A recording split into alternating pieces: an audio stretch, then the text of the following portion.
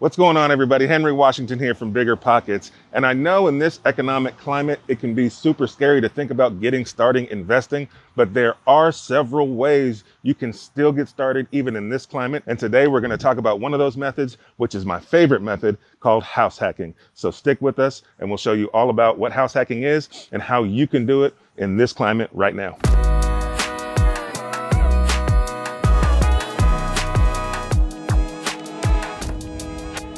House hacking is a method of real estate investing that allows you to take the property that you're living in and monetize it by renting out sections of it and producing income. And that income is used to offset your cost of living. Most people's largest bill each month is what they pay in rent or mortgage. House hacking allows you to offset that cost of living so that you can take that money and put it to work for you investing in real estate or some other form of cash flow producing asset. When I first got into real estate investing, one of the first things I looked into was this method of house hacking. I was able to convince my wife to sell the home that we had built together and move into a 2-family property. And we were able to move into this property, which had 2 units. We lived in one of the units and then we rented out the other unit. And the rent from that second unit paid for the majority of our mortgage.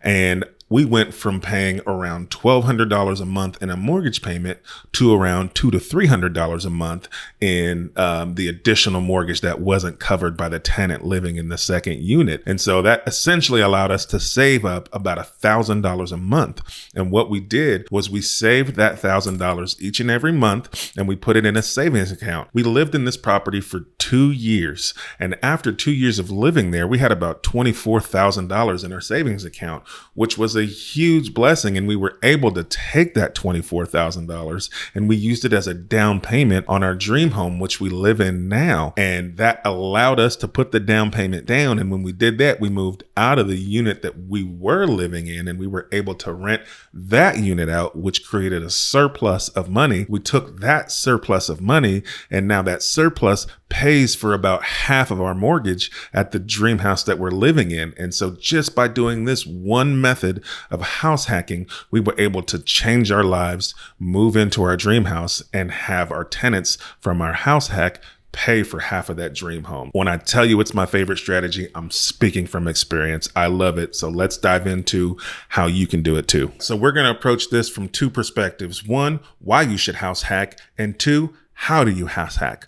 So number 1, why you should house hack is because you get to live in the property, which means you get to use owner-occupied loans when purchasing said properties. And the benefit to you there is owner-occupied loans have much lower down payments. So you can leverage something like an FHA loan, which only requires a 3.5% down payment, or an FHA 203K loan, same down payment. You can use a VA loan if you've got military background, that's a 0 down payment. And you can use something like a conventional loan with only a 5% down payment, or even something like a NACA loan, which is no down payment and no closing costs if you go through the hoops and the motions that they want you to go through for that program. So you get to leverage these owner-occupied programs and get into a multifamily property, live in one unit, rent out the other units to generate income, which then you can use to invest in other areas like other forms of real estate, maybe the stock market or something like that.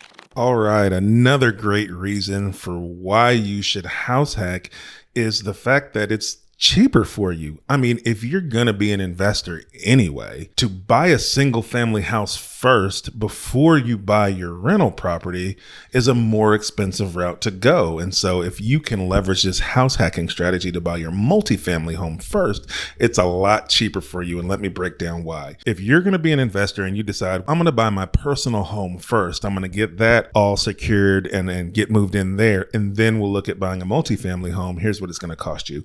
So let's say you buy a single family home for $250,000. I understand these prices aren't going to be realistic prices everywhere in the country, but we're going to do this for ease of numbers sake. So you buy your single family home for $250,000. You use an FHA loan as your financing for that property, which requires you to put a 3.5% down payment, which is $8,750 that you have to pay out of your pocket. Now, after you buy your single family home, maybe a year later, you're like, all right, I'm ready to do this multifamily thing. I'd love to buy a duplex. And you go out and you find yourself a $250,000 duplex. Well, if you use a conventional loan to buy that duplex, you're going to have to put 20% down.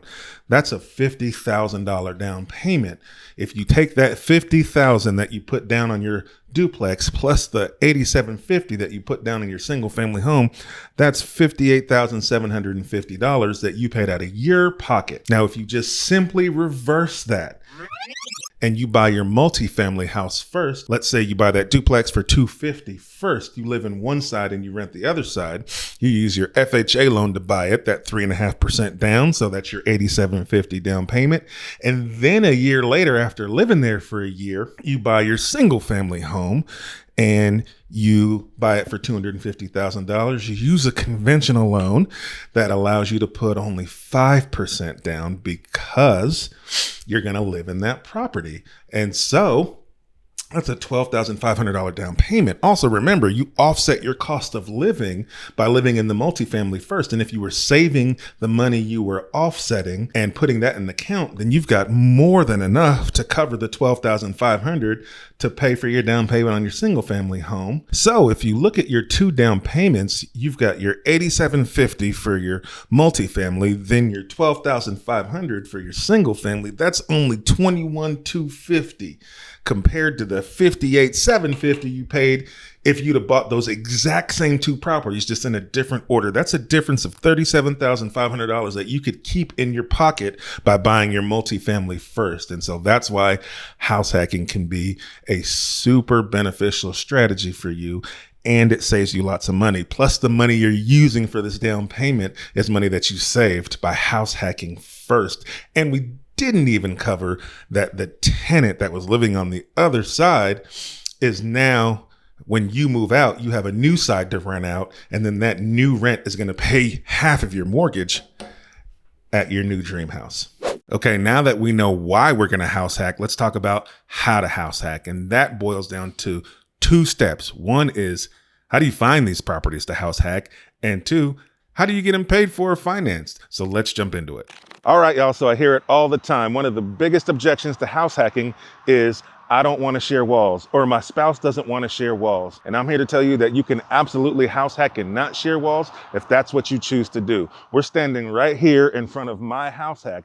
This is the house that I lived in for 2 years while we house hacked. And if you can pan to the left, you'll see just behind this single family home we lived in is a 1-bed, 1-bath mother-in-law suite house that we used and we rented out. And so I was able to achieve having a house hack, which saved me tons of money and helped me build my real estate portfolio. So if this is one of your objections, there's still something you want to do, stick with me because I'm going to teach you exactly how to find properties like this. All right. The best way to find these properties is to work with the real estate agent, especially if that real estate agent is an investor themselves or that agent particularly works with real estate investors. That means they're going to be used to this kind of search. They're going to understand exactly what you're looking for, and they'll be the best suited to help you. Now, I want you to give them a list of keywords to put in a search. And what you tell your agent is to set you up on a drip email campaign where you get an email every time any property props up that has these words in the description. Here they are. So pause the screen and write these down.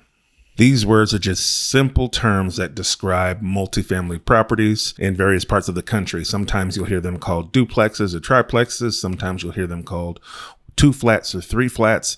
And so make sure you have all of them accounted for in your search. Another great way to find properties to house hack, especially properties like the one I showed you that I lived in, is to search for misclassified listings. And what I mean by misclassified listings are, you want to search for a multifamily home that may actually be classified as a single family home.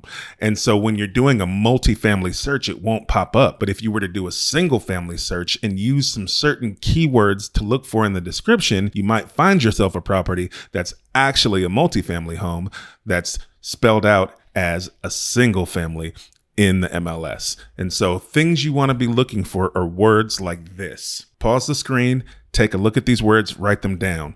But we're looking for things like ADU, which stands for additional dwelling unit, accessory dwelling. Maybe it's called a granny suite or a granny flat.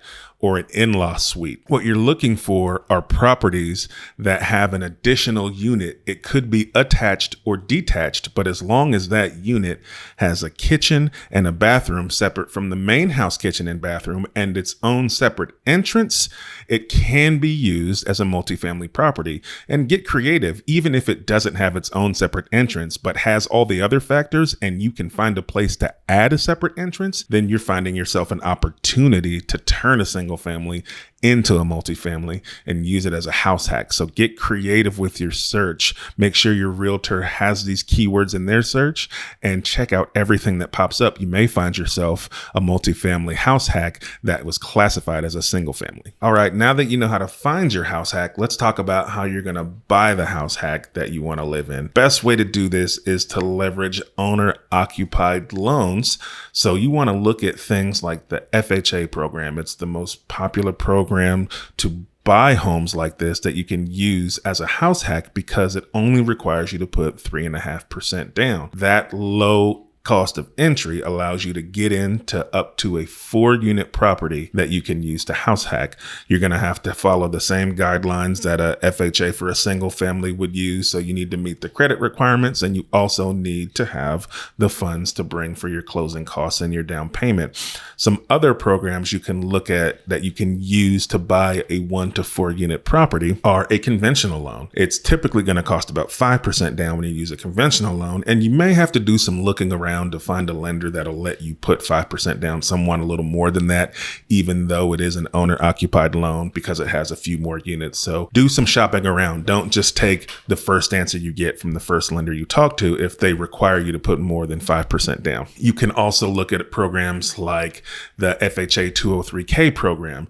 This loan is great for you to use if you need some additional funding to fix up the property while you're living in it. So the 203K program works just like the FHA program does, except they give you those additional funds to renovate the property. Now, there are some hoops that you and your qualified contractor are going to have to jump through in order to qualify for this loan. So make sure you do your due diligence, look up those requirements, and see if it's something that you can meet and maybe it's a good product for you to use. You want to also look at programs that are put out by Fannie and Freddie. These programs have changed over the years, but they both have typically had programs that you can use to buy a property and then fix it up and then use it as a investment property as long as you live in it. You're going to have to do